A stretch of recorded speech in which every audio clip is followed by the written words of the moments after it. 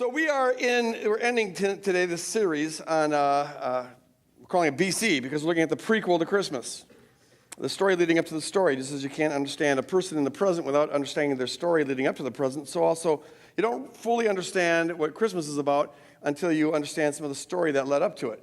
So we started several weeks ago looking at the master plan, and I was sharing my conviction there that the incarnation was not an afterthought on God's part. It was the plan all along. God wanted to unite himself with us at some point and envelop us into his triune fellowship by that means. He wants to eternally share himself with us.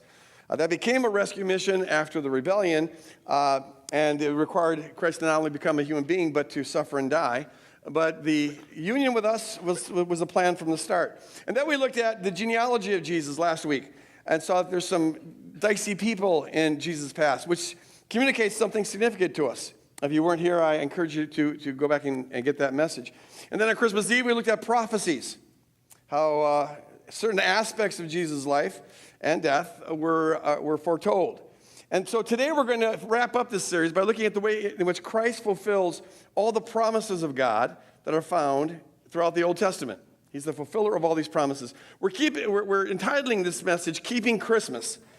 And we're kind of basing it on, not kind of, it's totally based on, the last line of Charles Dickens' famous Christmas Carol.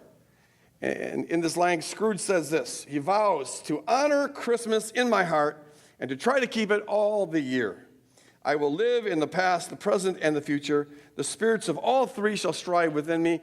I will not shut out the lessons that they teach. So he wants to be the Christmas keeper, all right? The one who cherishes all the promises of Christmas throughout the year.